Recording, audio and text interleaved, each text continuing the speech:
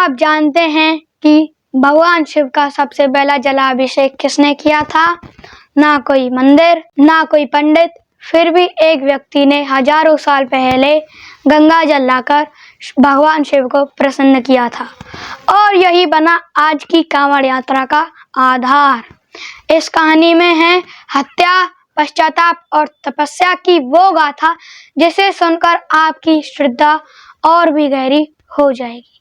और आज हम जानेंगे कांवड़ यात्रा की शुरुआत कैसे हुई और किसने सबसे पहले भगवान शिव का जलाभिषेक किया। चलिए चलते हैं हजारों साल पीछे। एक ऋषि थे जमदग्नि। उनके पास थी एक चमत्कारी गाय कामधेनु, जिससे कुछ भी मांगो दे देती थी। एक शक्तिशाली राजा आया, सहस्त्रबाहु अर्जुन। ऋषि ने राजा और उसकी पूरी सेना का अतिथि सत्कार किया, लेकिन राजा को हैरानी हुई कि आखिर एक साधु इतना सब कुछ कैसे दे रहा है। राजा को पता चला कि सब कुछ इस दिव्य कामधेनु गाय के कारण है, और फिर वही हुआ जो लालच में होता है।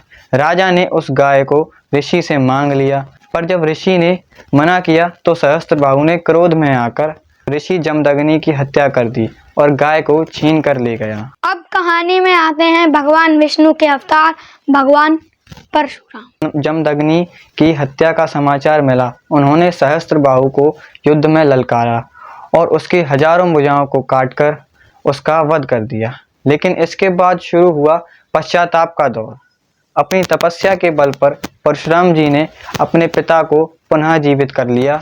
जब ऋषि जमदग्नि पुनः जीवित हुए, उन्होंने परशुराम से कहा, बेटा तूने अधर्म के विरुद्ध युद्ध किया है, पर हत्या का दोष भी तुझ पर है। जा भगवान शिव का जलाभिषेक कर और उनसे क्षमा मांग। और यहीं से शुरू हुई कांवड़ यात्रा की परंपरा। परशुराम जी सैकड़ों मील नंगे पांव चलकर गंगा से जल लाए। उन्होंने रास्ते में विश्राम नहीं किया, जल को जमीन पर नहीं रखा और आश्रम के पास शिवलिंग की स्थापना कर गंगा जल से अभिषेक किया। यही माना जाता है शिव का सबसे पहला जलाभिषेक। परशुराम को ही कहा जाता है पहला कांवड़िया। आज भी उत्तर प्रदेश में स्थित है वह स्थान पूरा महादेव इस कथा की गवाही देता है।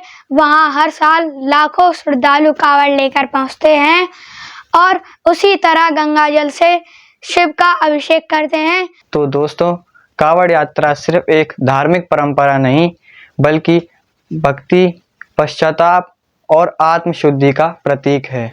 भगवान परशुराम ने हमें सिखाया कि गलती हो जाने पर भगवान की शरण में जाकर पश्चाताप और सेवा से सब कुछ सुधारा जा सकता है।